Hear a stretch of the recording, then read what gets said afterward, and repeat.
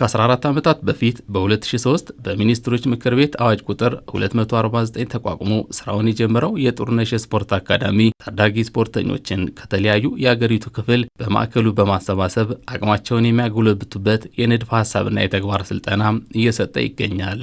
አካዳሚው 315 ሰልጣኞችን በሶስት የስፖርት አይነቶች ማለትም በአትሌቲክስ፣ በእግር ኳስና በፓራሊምፒክ እያሰለጠነ ነው።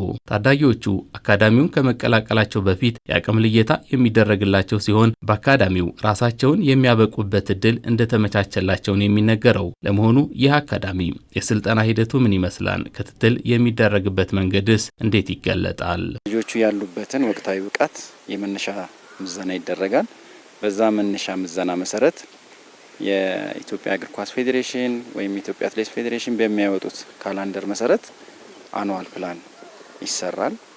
ከዛ አኑዋል ፕላን እየተወሰደ እያንዳንዱ ስልጠና ዘርፍ በስሩ ያሉ ኮምፖነንት ኦፍ ፊትነሶች በዛ ላይ በጣም አስፈላጊ የሆኑ ኮምፖነንቶች ይገባሉ። በዛ እየተሸነሸነ ደግሞ እስከ ዕለታዊ ሴሽን ፕላን ድረስ እየተሰራ ስልጠናው በዛ መልኩ ይሰጣል። ከዛ ባለፈው ስልጠናውን የምንገመግምበት ቴስቶች አሉ። አንደኛ በተቋም ውስጥ በየወሩ የሚደረጉ የብቃት መመዘኛ ቴስቶች አሉ። ከዛ ባለፈ ደግሞ የኢንዲኬተር ቴስቶቹም ሲገባ ምን ላይ ነበር፣ አሁን ደግሞ ምን ለውጥ አሳይቷል የሚለውንም በየሶስት ወሩ እሱ ደግሞ ምዘና የሚደረግበት ሁኔታ አለ። ሌላው ደግሞ ፌዴሬሽኖች በሚያዘጋጁት ውድድር እዛ ላይም ሰልጣኞች የሚመዘኑበት የሚታዩበት ሁኔታ አለ ማለት ነው። ስፖርት በባህሪው አካላዊ ፍትጊያ የሚጠይቅ ሲሆን በአንድም ሆነ በተለያዩ አጋጣሚ ጉዳት ያጋጥማል። ታዲያ በሀገራችን በብቸኝነት የማገገሚያ ክፍል ያለው ይህ አካዳሚ የስፖርተኞቹ የጉዳት ማገገሚያ ሂደቱ ምን ይመስላል? መጀመሪያ ምንድነው የምናደርገው? የጉዳቱ መጠን ልየታ ነው የምናደርገው። የጉዳቱ መጠን ልየታ በሁለት አይነት መንገድ ልናካሄድ እንችላለን። አንደኛ አካላዊ ግምገማ በማድረግ ወይም ፊዚካል ኤግዛሚኔሽን ብለን የምንጠራው ማለት ነው። እሱን በማድረግ ልንለይ እንችላለን።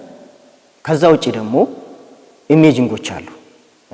ራጅ ሊሆን ይችላል፣ ኤምአርአይ ሊሆን ይችላል፣ ሲቲ ስካን ሊሆን ይችላል፣ ወይም ደግሞ አልትራሳውንድ ሊሆን ይችላል። በእነሱም የመለየት ሂደት ይካሄዳል።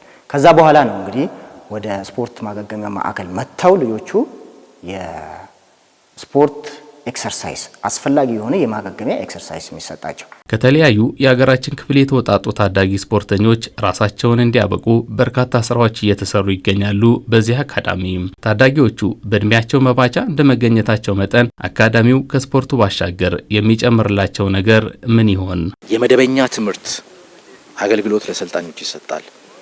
አብዛኛው ወደ ተቋማችን የሚመጡ ሰልጣኞች እድሜያቸው ከ18 ዓመት በታች ናቸው።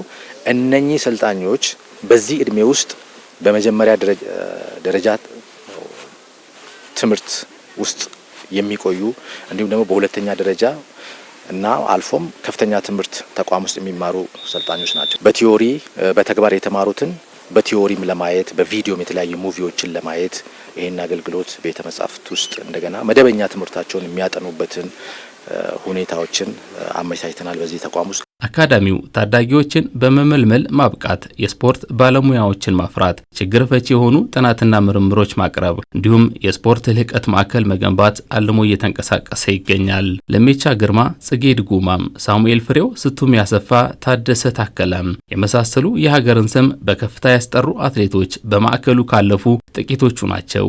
ወደ ፀሐዩ ተመልከት ጥላው ከኋላ ይቀራል እንዲሉ ታዳጊዎቹም ያለፉትን እያዩ አርቀው ያልማሉ። ሀገሬን ወክዬ የሀገር ባንዲራ ማላውለብ ፈልጋለሁ። የ400 ሪካርድን መስበር ነው ፈልገው